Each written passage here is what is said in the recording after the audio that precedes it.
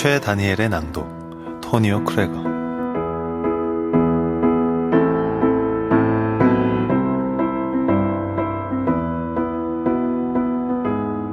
남들이 무시하는 시를 쓰는 일이 좋은 14살의 소년 토니오 크레거는 생각합니다.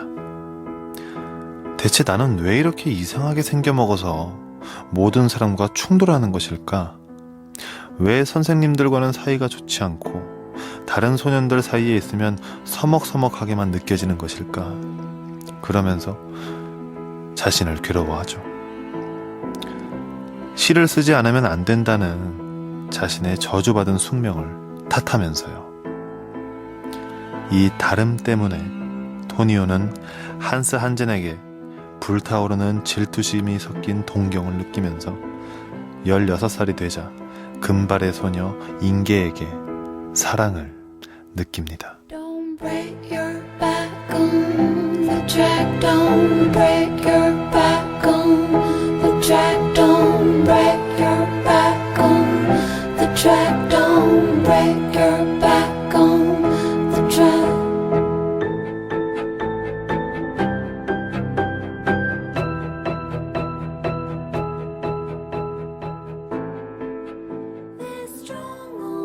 제1조 악나방. 크나크 씨의 호령이 떨어졌다. 이 작자가 얼마나 기막히는 콧소리를 내는지는 말로 다 표현할 수가 없다. 카드리유를 연습할 때 토니오 크레거는 자기가 인계 흘름과 같은 조에 속해 있음을 알고는 깜짝 놀랐다. 그는 될 수 있는 대로 인계를 피했지만 자기도 모르게 자꾸만 그 여자 옆으로 가지곤 했다.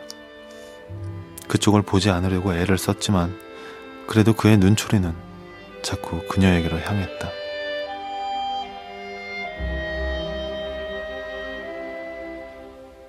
인기는 토니오 앞을 앞뒤로 오락가락 걷기도 하고 돌기도 하며 춤추고 있었다. 그러면 그 여자의 머리나 혹은 보드라운 옷에서 풍기는 향취가 때로 그를 스치고 지나간다. 나는 너를 사랑한다, 인계. 귀여운 인계요. 그는 속으로 되뇌이고서 저렇듯 열심히 재밌게 춤을 추면서도 자기는 거들떠보지도 않는 데 대한 온갖 쓰라린 심정을 이 몇 마디 말로 바꾸어 놓았다. 그런 다음 슈트룸의 아름답게 한량없는 시가 한 구절 머리에 떠올랐다. 잠을 자고 싶은데 춤을 추잔다. 이 시 안에 담긴 사랑을 하는데 춤을 추어야만 한다는 굴욕적인 모순이 토니오의 마음을 괴롭혔다.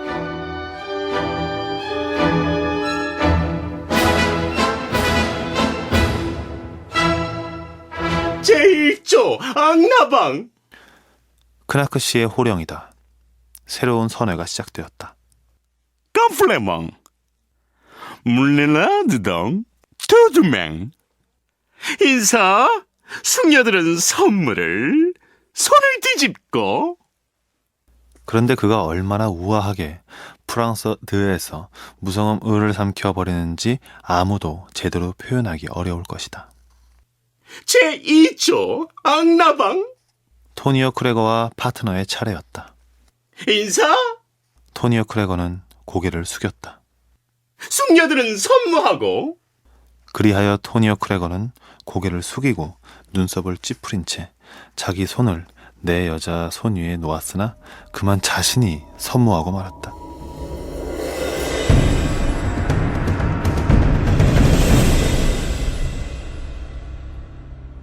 사방에서 킬킬거리고 웃는 소리가 났다.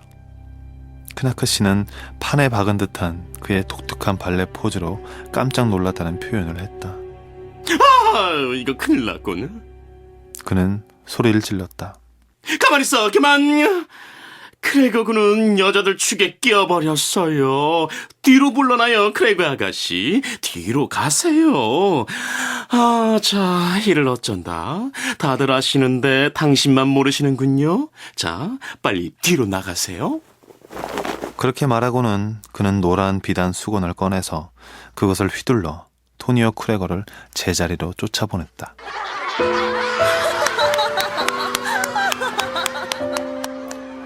웃지 않는 사람은 아무도 없었다.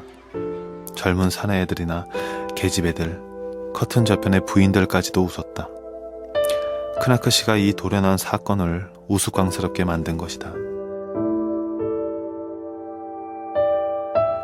그때 그는 제 마음속을 들여다보고 있었다.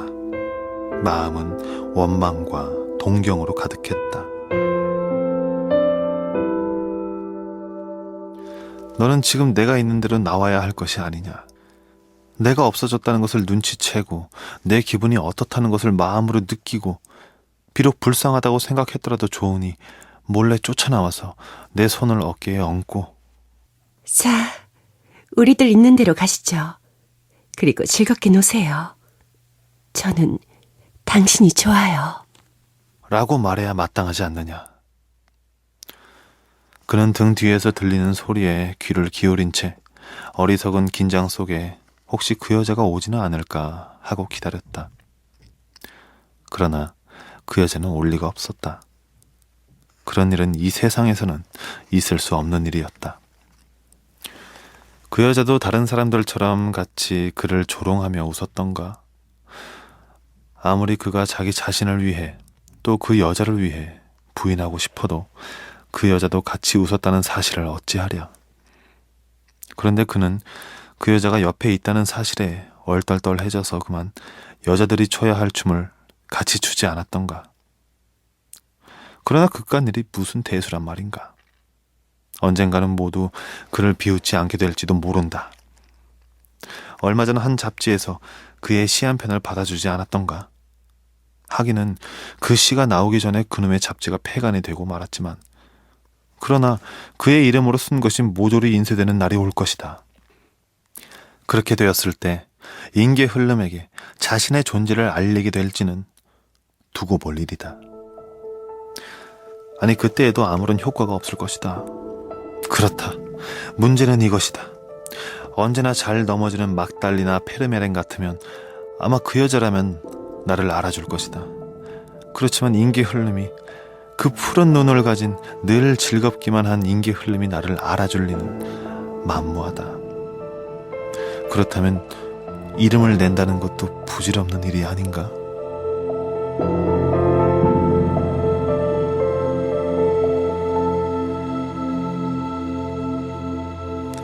그런 생각을 하며 토니오 크레거의 마음은 쓰라리게 죄어들었다. 희한하게 작용하는 우울한 힘이 제 속에서 꿈틀거리고 있다고 느끼면서도 한편 자신이 그리워하는 사람들이 그런 힘에 무관심한 채 알아주지 않고 있다는 것을 인정하기란 괴롭기 그지없는 일이었다.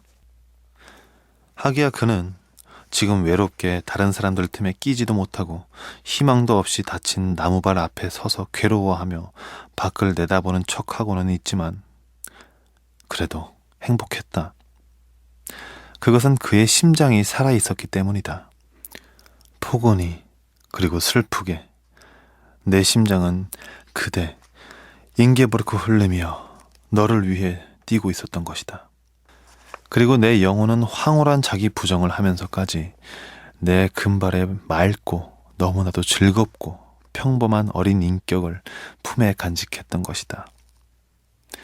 달아오른 얼굴로 음악이나 꽃의 향그러운 내음과 유리잔들이 부딪히는 소리가 어렴풋이 들려오는 쓸쓸한 구석에서 서서린 것도 한두 번이 아니었고 저렇듯 아득히 들려오는 잔치의 소음들 가운데에서 그 여자의 쟁쟁이 울리는 목소리를 가려내려고 애를 쓰면서 그 여자 때문에 괴로워하며 서 있지만 그래도 그는 행복했다.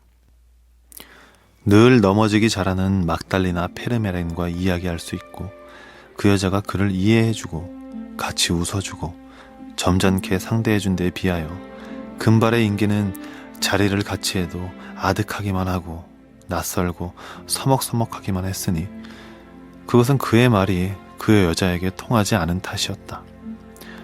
그럼에도 그가 행복했다고 말할 수 있는 것은 사랑은 받는 것이 아니라고 생각했기 때문이다. 사랑을 받는다는 것은 허영심을 위한 메스꺼운 만족감이다.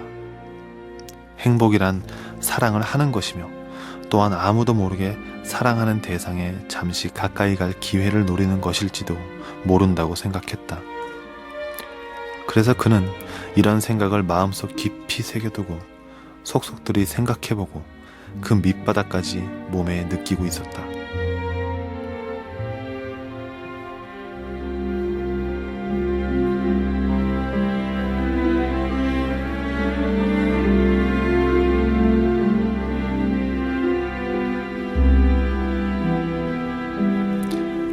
성실.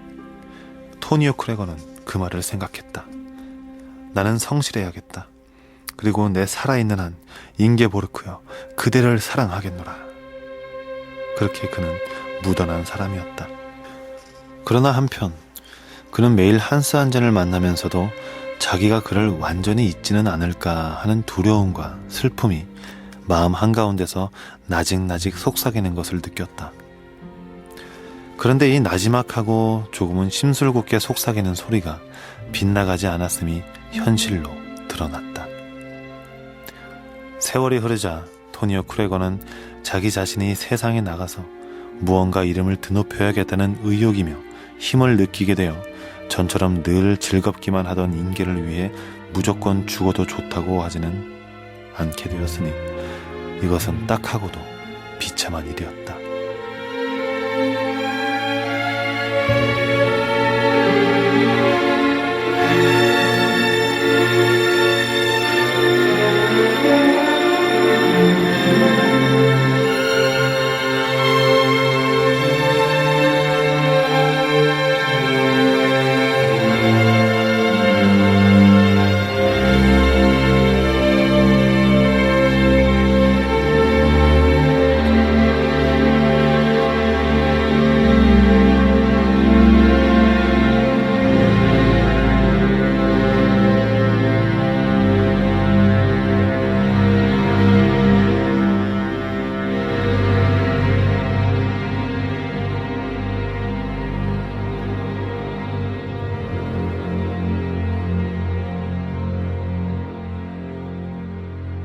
그가 이 비좁은 고향 도시를 떠나기 전에 이미 그를 이곳에 붙잡아 매었던 고리들과 실들은 슬그머니 풀어져 버렸다.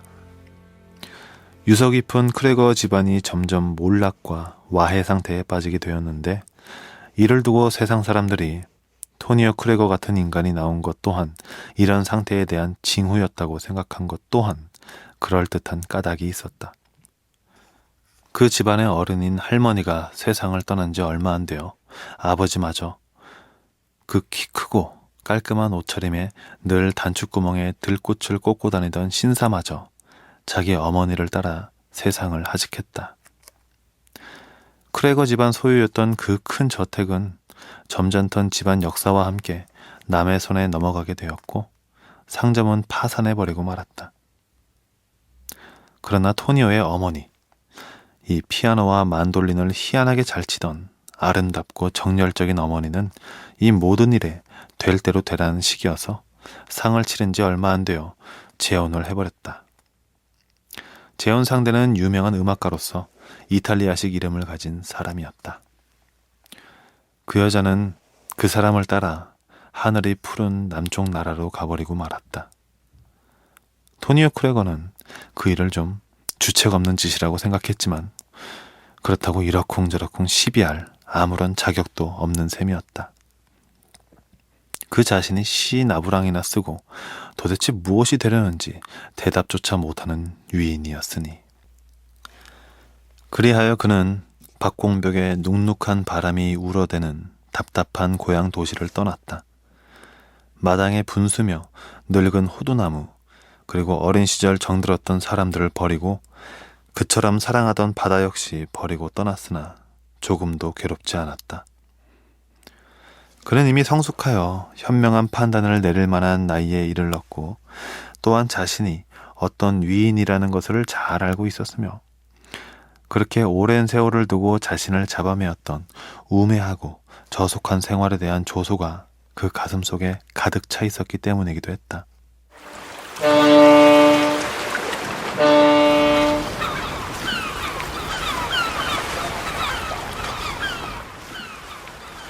그는 이곳저곳 대도시와 남쪽 나라에 가서 살았으며 그 남국의 태양을 받아 자기의 예술이 풍성하게 성숙해지기를 기대했다. 그리고 그를 남쪽으로 유인한 것은 어쩌면 어머니의 피였는지도 모른다.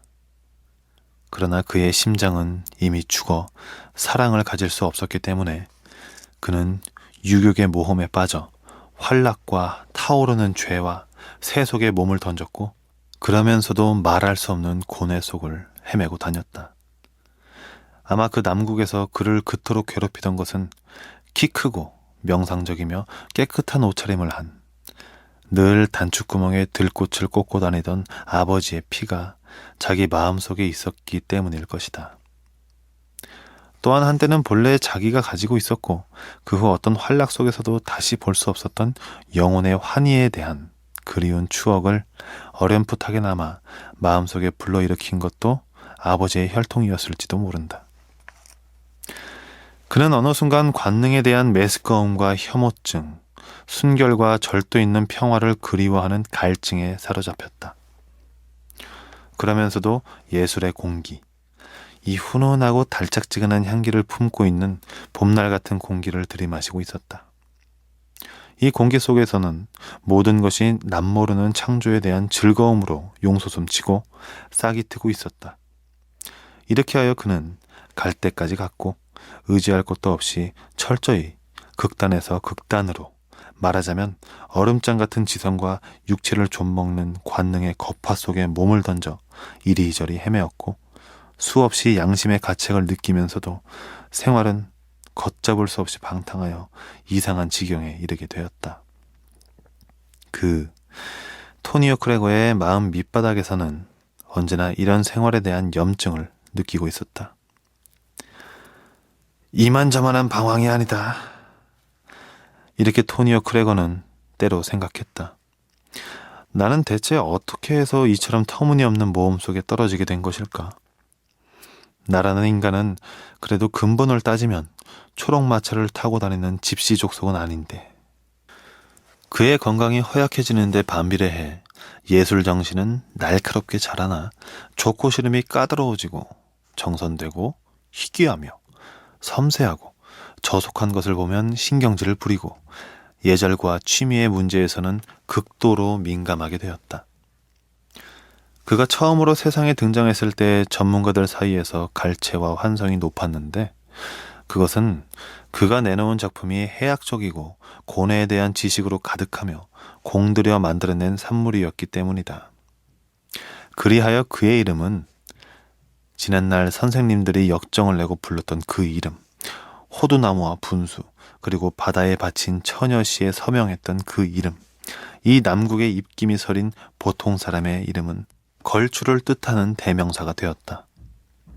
그것은 자기가 겪은 쓰라린 경험과 끈기와 명예를 추구하는 보기 드문 근면성이 한데 어울려 이 근면성이 까다롭고 신경이 예민한 그의 취향과 싸워가며 고생 끝에 비상한 작품들을 내놓았기 때문이었다.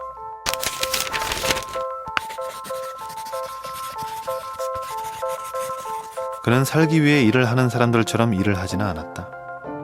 그는 일하는 것 그 자체만을 원하는 사람처럼 일을 했다. 그는 사회의 일원으로서 자기에 대하여 아무런 가치도 인정하지 않고 오직 창조자로서 보아주기만을 바랐다. 그는 평소에 회색빛에 쌓여 눈에 띄지 않게 세상을 살아가고 마치 무대에서 내려와 화장을 지워버린 연극 배우처럼 행세했다. 그는 잠자코 틀어박힌 채 숨어서 일했고 자신의 재능을 교제하는 데 필요한 장식물로 알고 돈이 있든 없든 설치며 정신없이 쏘다니고 혹은 제멋대로 이상한 넥타이를 메고 사치를 하며 무엇보다도 귀여움을 받으며 예술가로 행세하는 소인배들을 멸시했다. 그는 훌륭한 작품이란 오직 괴로운 생활의 압박 속에서만 나오며 생활을 아는 사람은 일을 모르는 것이며 철두철미 창조하는 자가 되려면 죽어야만 한다는 것을 모르는 소인배들을 진심으로 멸시했다.